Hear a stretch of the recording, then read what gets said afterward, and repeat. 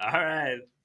That's a pretty good way to get our second episode going there. Let's get this podcast going. We should have Jared done that the Evenson. first time. Yeah, with a little, I think we'll have that at the intro of all our podcasts now. That's Wazoo by Taya Lee. Dude, that's going to increase our viewership just from that alone. just our dance moves, I think, will increase our views. Well, hey, so we got a special guest today on our second ever podcast. Who we got coming on? We've got the throwing Samoan, Jack Thompson, joining us here in just a little bit. I'm excited to hear what Jack has to say. What are we going to talk to him about? I think, just football. No, probably Cougar Collective, CougsFirst. It would be interesting to just, hear his take on how the football team's going to be this next year. So I think people are interested in going in. We're playing Mountain West, so we ought to just mop the floor with everyone, right? So, well, tell people what. For those who don't know, Jack Thompson, tell us a little bit about him before we get going. What do you got? Jack Thompson. So went to Evergreen High School. He was two times first team All Pac-8, Pac-10 back in 76 and 78. And then he played in the NFL. He was drafted round 1. He was pick 3. Did you know that in the first round? That's the same awesome. As Joe Montana got drafted way in the bottom of the 3rd round. So in my eyes, Jack's better than Joe Montana. Oh yeah, totally. But that's pretty impressive. He was picked number 3 in the first round in 79. I don't get hurt on the playground in Palouse. Yeah. Me either. Colfax, picked last.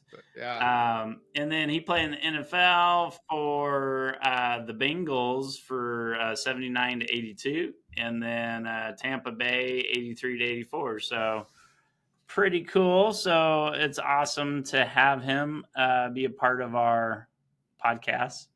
Mm-hmm. And how do you know Jack? So Jack and I work together here at Cross Country Mortgage. A lot of people don't know. Maybe they don't know that Jack actually is in the mortgage business, and he recruited me and my team to come work with him a few months ago. So Jack moved over to Spokane. He'd been living in on the wet side of the state up until this past summer, and we started meeting in the late summer, early fall, and joined his team in October. And man, we couldn't be more excited. It's been a fun ride so far. First 7 months or so we've been working together. So it's pretty cool to have a legend like Jack Thompson part of your real estate team, I'd have to say. Yeah. Oh yeah, man. He's great, man. Everything he promised us when we came on board, which it's kind of rare in the mortgage business, but it's been everything we were told. So I love it, man. It's good. And then we really get more involved with some of the WSU stuff, CougsFirst, which we'll talk about when Jack gets on. So that's pretty cool. But yeah, man, let's get him on. All right, we good to go? Yeah, let's go. Well, thanks for joining us, Jack Thompson, legendary Jack Thompson. We talked about you already, kind of some of your stats and your experience. Number 1, grandpa. That's the most important stat right there. How many grandkids do you have? Well, I got four grandsons, and I have 2 sons, one in Spokane and one in Pullman, and so they each have 2 grandsons, and so that's ultimately why we made the move to Spokane, to get closer to our family, our grandkids. That's awesome. And so, can you tell us a little bit about your involvement? You're pretty involved in Cougar Collective and CougsFirst. You helped to kind of pioneer those organizations. Well, it was a dirty job. Someone had to do it, and I the Cougs First organization, which is a Cougar owned and managed business network. And our motto there is when you're looking to purchase a product or service, think Cougs first. Now we've added the term when you're looking to hire and buy, products and services, think Cougs first. And so we have a job career type addition to the Cougs first mission. And, we want the Cougar owned managed businesses to think in terms of, hiring Cougs. We happen to think, and I'm preaching to the choir here, but we happen to think we have a world-class institution. Nelson Floyd once coined the phrase world-class face-to-face, and we take that to heart. So that started about 15 years ago with myself and 5 other great Cougs, Glenn Osterhout, Robbie Tobick, who played 14 years in the NFL, finished with the Seattle Seahawks, and Glenn Osterhout, to name a few. But we started with an idea, and it just took off. Now we have over 400 Cougs First members. Those are Cougar businesses, large and small. And we have 2 shows a year, one in Seattle, which we had a couple of weeks ago, and one in Spokane, October the 24th at the convention center. And it's free attendance. We'll have about 65 exhibitors, and we're hoping to draw maybe 800 attendees, and it's growing. And I've always believed this before I moved to Spokane, that the heart of Cougs First should be in Spokane, and we're going to make it that way. And we'll continue growing both shows, but the heart of all things Cougar should be in Eastern Washington, the Inland Empire, and we'll grow out from here. And then the last major event that we put on is the Cougs First QB Classic, which we had in April the 26th. I know Jared played in it, and Jacob, you were there, weren't you? I was, yeah. And Melanie Lang is such a great. Melanie is such a great Cougar, number one, and been a great supporter of Cougs First since the time we started, frankly, and very happy and glad she's part of it. But then the reason why I started with Cougs First is because then when the NIL came into focus, Cougs First board members, many of us banded together and started the NIL element called Cougar Collective. And we have worked hard. We have the same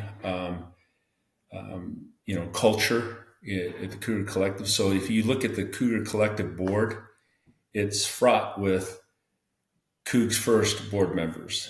And I say that with pride because, I believe we do it the right way. There are other collectives who do not, how can I put it, conduct business like we do. I like to try to, I like to think that we're beyond reproach. We have 2 attorneys on the board, and they make sure that we're on the straight and narrow. Other collectives, I've heard that they skim off the top. It is what it is, but we don't do it that way. And never have and never will. Sometime we'll need to hire, and we want to hire an executive director, and we're getting close to that level. We created something very unique in that we started this grassroots program called 1890. That's the year that our university was founded. But the 1890 Club, $18.90 a month. And so we ask, you can do any derivation thereof, $1,890 a month. That'd be wonderful.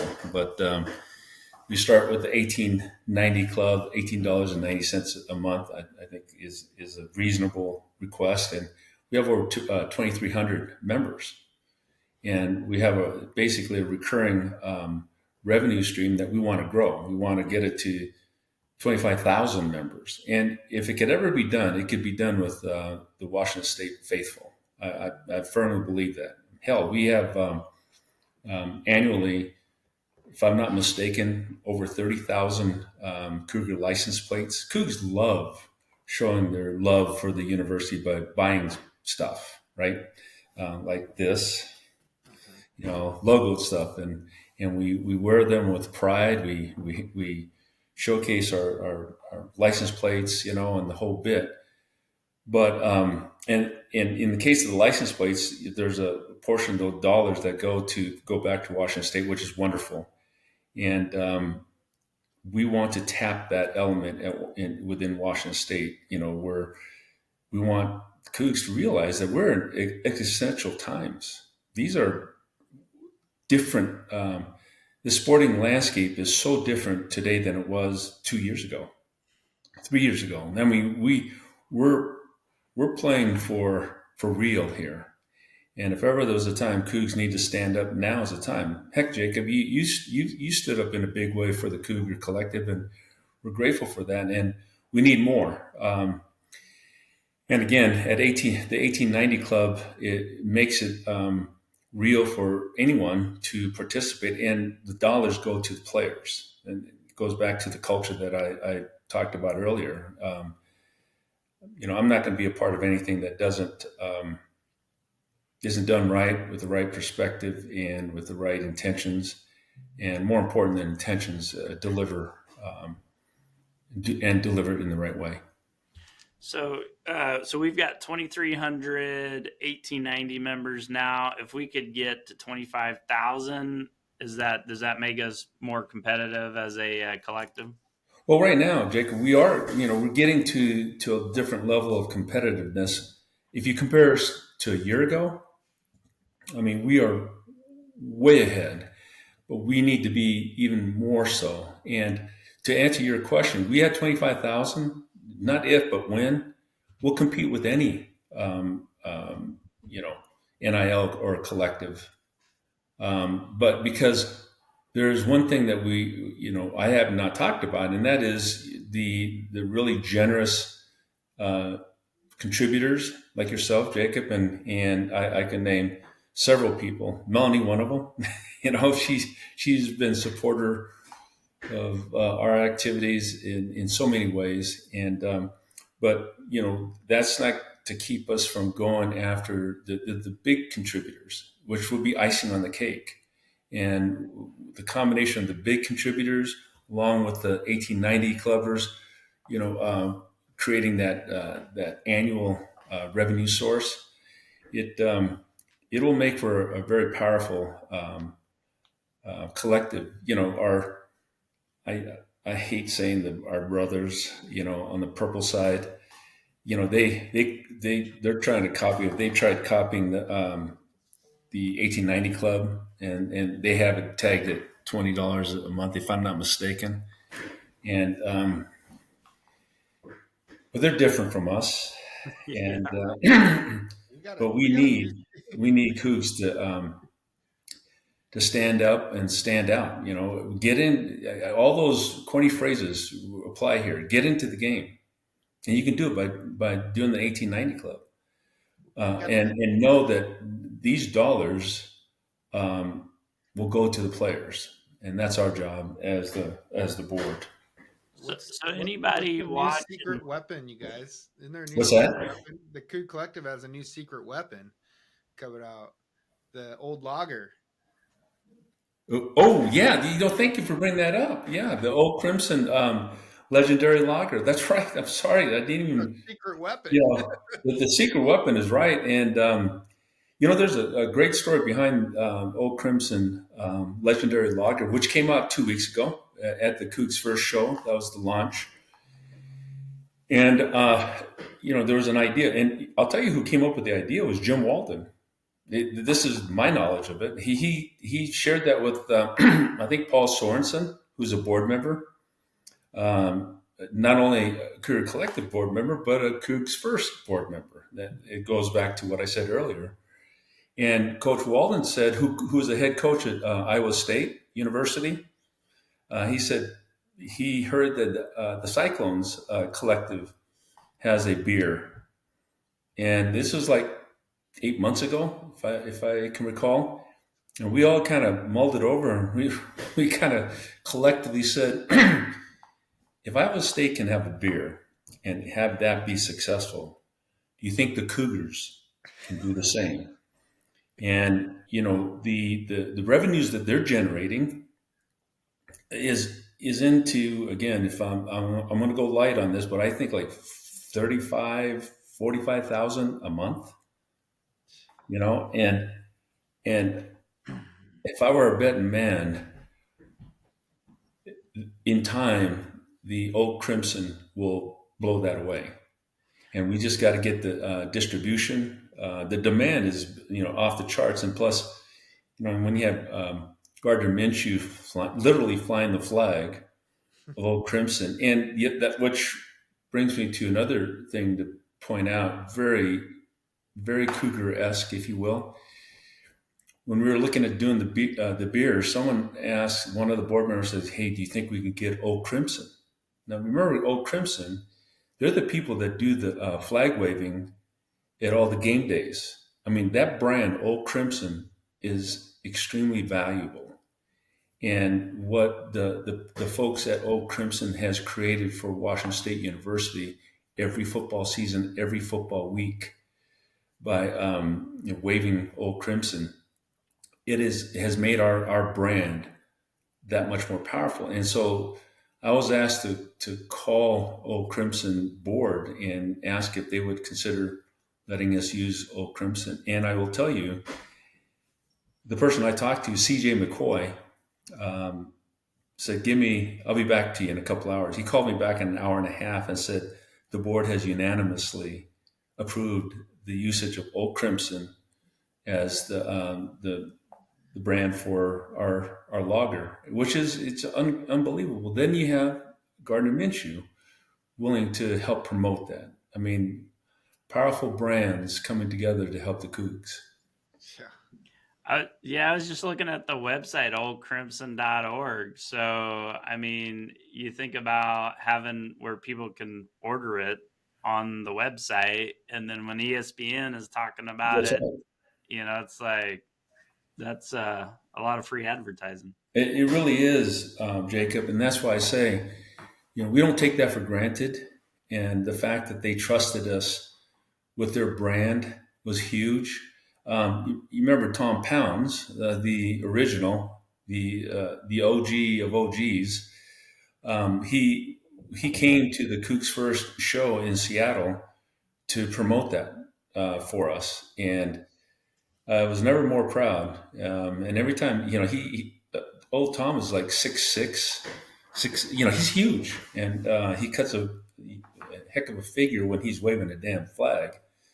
And he was there, and with pride was helping us promote that. And so we're pulling in a lot of forces to give us the biggest bang. We need to get out there in a big way with the Cougar faithful. And I believe, done properly, the Cougar faithful will come through big time. Sure. And thanks for bringing that up, Jared. I can't believe I forgot Old Crimson. But that is something that, that's helping create momentum for us. And, the people, the purple guys, they don't have an Old Crimson, and hell, they don't have a Cougar alumni base. I mean, with the fervor of the Cougar alumni base, they have the numbers. Gosh. I think we have 280,000 alums, to their, maybe, I don't know, hundreds of thousands more, but it doesn't matter. They don't have the love for the university like we do. That's one of the best parts, though. It's like traveling. When you travel, you don't hear someone say, go Dogs. You hear go Cougs. If you're wearing anything, everywhere you go, you cannot go to an airport and walk through with a WSU hat on and not get the go Cougs. Absolutely, and that's that element, Jared, that I referred to. It's our job to tap that element, that transcends the borders of Washington, and I think we're doing a good job of it. Again, to your point, Jacob, the pooling of really powerful brands, and leveraging that. And I believe, frankly, our school needs to do a better job of leveraging this. It's nice to see it on a plane, and I won't say the brand, the airline, but yeah, that's nice and all. But what I want to see is them giving to us what they're giving to the purple people. And I'll spill it. They gave $40 million, to the purple guys, and they use that ugly W, and then they have our flag, our brand on their plane, and I'm telling you, they don't give us 1/10 of what they give those people, and and they're playing off of the loyalty that we have for this, and it's my mission to make sure that the brand gets what it's worth. They need to spill more millions at Washington State. Do you think, I have a question. I think with this whole Pac-2, Pac-12 thing, do you feel like Cougs are super fired up more than ever about this whole thing? And I think it's going to benefit us in the long run. It's, we've got a little bit of uncertainty with the conference right now, but I feel like Coug fans are more fired up than ever. How do you feel about that? Well, yes, I do think that there are a lot of Cougs that are fired up, but we need more. This is not the time to cry over spilt milk. What's happened happened, and now what we have to do, it kind of harkens the days when Elson Floyd, President Floyd, was around. I just love, he's very direct, and he says, "Hey, I don't like whiners. If you're going to whine, give me a solution." What we need right now are solutions, and we need Cougs to get fired up. If you're not fired up, you're not helping. And I think that chord, Jacob, will be hit, and I know the Cougar Collective, the CougsFirst, the CAF, we're all trying to hit those right chords and where it resonates with everyone, because now's the time, like I said earlier, to get off the sidelines and help. And there are a lot of ways you can help. So I'm very intrigued by the options that are before the Cougs, and we have like a 2-year window to make hay, and to see where where the Pac-12 is going to settle. Are we going to be reconstituted Pac-12? And I know there's schools who want to be a part of that. They may be quiet right now, but I hear rumors of people wanting to come back to the Pac-12. I'm not talking about the purple guys. But hey, good luck to them, right? Whatever. But I think that's a viable option, and then you never know what's gonna the fallout between what's going on the East Coast with Clemson and Florida State. Trust me, whatever happens with them in their lawsuit, if they win and they are able to break up the ACC, stuff's going to happen that will reverberate across the country and over to us, because they'll want the West Coast, and we can be that conduit. And we have something that no one else has, and that's a viable network studio. in the Pac-12. And so aside from the two great institutions, Oregon State University and Washington State, so there's a lot of good things to look forward to, but we need people to get fired up. Cougs, get fired up. I'm fired up. Good. Stay that way. I'll tell you, people ask, what can we do, out here, wherever they are, spread the word. The Cougar quarterbacks that we had April 26th, we had a meeting before the golf tournament, 8:30 meeting, and bottom line, I said to you guys, when you leave here, you need to be conduits and talk your school, Washington State, talk it up wherever you're at. I think of a quarterback named Josh Swagger. I loved him. He was a great quarterback, and he came back for the first time, and he was blown away in terms of what he saw, what he felt. The same old Coug things that we all feel, right? And he was jacked up. And, and I told him, he said, I'll be a part of this from now on. And I said, well, about damn time. But I love Josh. He said, no, I want to be engaged. And I encouraged all the Cougs. I mean, we have John Hopkins, who's down in Southern California. Hollywood. We have Hollywood, Matt Kegel in Montana. Alex Brink in Oregon. Spread the word. We need that the quarterbacks are force multipliers because people listen to them, and so be strong advocates. Tell your friends and their kids to join the Cougar Collective 1890 Club. That's how you get it started at the grassroots.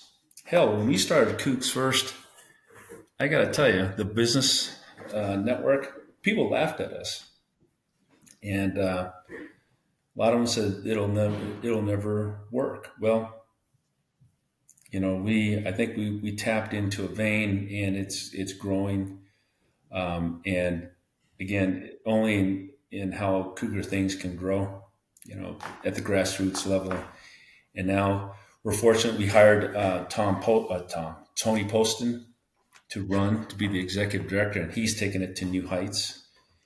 And hopefully when we get around to hiring an executive director of the Cougar Collective, he or she will do the same thing. So that's good. Well, that's awesome. I'm excited for the future of the Cougs. Do you know anything about season ticket, like the count on season tickets? Are we selling more? Are we selling less? Anything there that you know about? I don't have any updates on that. That's a good thing to check into. I along those lines, Jacob, I know Jared and I had talked about it, but now that I moved to Spokane, and I've said this earlier about, the Mecca is over here on the east side for Washington State University. We have a lot of bodies, Cougar grads west of the mountains, but the heart and soul of all things Washington State is here in the Inland Empire. And I've said this, and I'll keep saying this, Spokane has to be to Pullman what Portland is to Eugene and Corvallis. And what I mean by that, the numbers are there.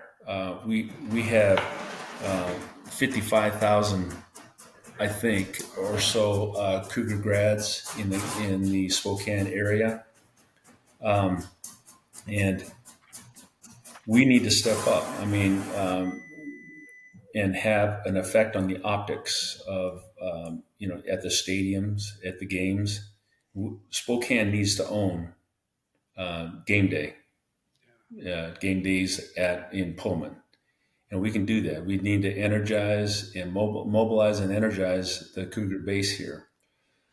I've heard a lot of them. Since I've been here, I've heard a lot of Cougs. Rumor has it that a lot of Cougs have season tickets at Gonzaga. God bless you. But I will just say this: your school needs you more. Gonzaga doesn't need our money and support. How do we get those Cougs to come to the games and buy? Are we lacking housing? What are we lacking in Pullman to get Spokane Cougs to come to the games? Well, I believe it starts with Cougar athletics. Getting very well. It helps with you have big mouths like me living in Spokane. Preaching the Cougar this Cougar mantra, and I mean this sincerely. The Cougs need us, and now's the time, and it starts here. Again, if we have 50,000 Cougar grads up here, Gonzaga may have 5,000. I don't know if they have. I'm going to find out. But the point of it all is that, we are a driving force economically up here in Spokane, and we need to act that way. We need to, be flying the Cougar flag, taking pride in our school at a level much higher than what it is today. And it starts with great coaches like Jake Dicker, who understands the challenge, and he knows that we need to own the minds and hearts of elementary kids here. And going into, I don't know if they have junior highs here, their high school here. And it's a grassroots type of effort, but it can be done. First of all, we need to really create the awareness with the Cougar Nation here in the Inland Empire about the need and the fact that, again, I'll go back to the Cougs need Pullman, WSU needs that support far more than Gonzaga. They don't need us. Mm-hmm. And God bless. Like I said, I don't blame the one. They've done a hell of a job. Their basketball program has brought them back to. Heck, I remember when I was playing, and a little after that, Gonzaga, they were on their lips. And the basketball program helped bring them up, and they leveraged their brand the way they should, and they did a beautiful job. Well, I'm telling you, this brand is worth a hell of a lot more than that. Yeah. And we need to again step up and stay clean, not in an arrogant way. Heck, we're not Huskies, but do it in a on a grassroots level. Think about who we are. We're a land grant university, complete with that culture, and we need to bring everyone. That's corny song. Welcome back home, whatever that the mantra is, but it's so true. We need people to get back, come back home, and to again, Spokane needs to be to Pullman what Portland is to Corvallis and Eugene. And by the way, it's a shorter drive from Pullman, from Spokane to Pullman than it is Eugene to those or Portland to those two schools. One of my favorite things to do is what's that, Jared? One of my favorite things to do is to bring someone to a Coug football game that's never been to one before. Yeah, because they always buy swag, they have a great time, and then they typically want to go to the next game. Like every time, like that's what we can do at the grassroots levels: bring people to the game, show up ourselves. Exactly, and moving forward, I see a time where Cougar athletics, football, basketball, men and women and women's basketball, our soccer team, our swim team, and baseball team, where they're up here, with doing camps for the youth of Spokane, and they end up owning. We'll end up owning the hearts of the kids here, and most of these kids are tied to Cougs, and Cougar alum parents or grandparents, and we just stir the pot. So. I don't know what else you'd want to do with your Saturdays on in the fall. I mean, I still live in Pullman because of the football weekends. I mean, they're so fun. So yeah, I think we've got an awesome stadium, and it would be great just to see all the seats full during the football, all the games. So, well. We're about, I think, out of time. Jack, anything else that you'd like to say? Thank you so much for being on this. It's, I mean, really good info you shared. I think it gives everybody a little bit more perspective on what's going on with Cougar Collective, CougsFirst. Well, yeah, there's one bit of item of business here to cover, and I just want to make sure that, Jacob, you joined the CougsFirst, right? Yes, sir. Okay, good. That's all. I just wanted to make sure that you're a CougsFirst clubber. And I'm a Blues Posse member of Cougar Collective. Also. I know that. I'm very grateful for that, Jacob. So thank you for that, and I'm glad that you joined the CougsFirst movement as well, because that. Again, all these boats are starting to row in the same direction, the right direction, and at the end of the day, it benefits our school. So, I love what we get to do with CougsFirst at Cross Country Mortgage. Just to throw it out there, all those CougsFirst members or Cougs in general, we give a credit, $22,198 credit for all Cougs. Like, that's just a small glimpse of what CougsFirst benefits and things are for people, though. It's there's some cool stuff out there, but it really helps us. That's how we give back in another way, thanks to Jack, of course. Well, Jared, really quickly on that note, we're doing business. You and I work together at Cross Country Mortgage. That affinity program that we have with CougsFirst, Cross Country Mortgage, to the CougsFirst members, over the last 6 years, we've done over, close to $300 million in business. But more importantly, we've given back to those CougsFirst members over $1.4 million in these credits we're talking about, the $2,200 credit. And so these are real dollars that we're giving back to CougsFirst. And we're proud of our CougsFirst Cross Country Mortgage. As a cross country mortgage guy, I'm proud of what we're doing with and for CougsFirst and Cougars in general, because I'd like to say we're putting our money where our mouth is. So yeah, we could do a whole episode on that too, but it's been fun.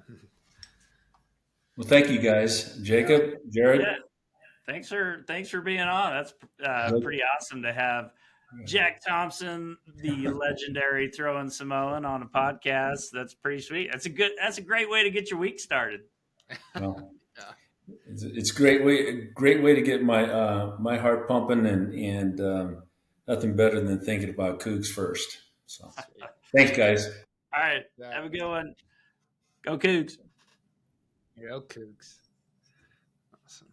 Well, that was fun, Jacob. That was pretty awesome. Yeah, I mean, you're always gonna get like raw, uncut, exactly what Jack thinks, and some cool stories to go along the way. It's really neat to hear like how the old Crimson Lager came about. Some people just think it just popped up and here it is. No, there's a whole backstory behind that. So it's fun to get those stories. I was trying hard not to say something really stupid the whole time. I was on my best behavior. Yeah, good. Well, Well, cool. Well, I was going to say we should talk about real estate investing, but I don't think we really need to after that. No, I think we got to win. We'll call it a day. Yeah, we'll call her good. I'm We'll gonna circle back for that on the next one. Something yeah, people will look forward to, right? yeah. That was pretty good info. So, well, cool. Thanks for joining on another Coug Real Estate Podcast. Fun, Jay. How do we get out of here? Do you got any outro music, or how do we do this? Well, yes, I do, Jared. Let me hit it. Is that Mariah? Is that Mariah Carey's Christmas? Little Teo. It's more Teo. All right.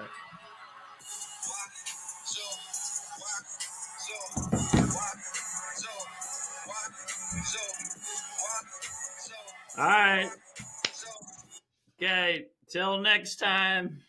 Peace. Peace.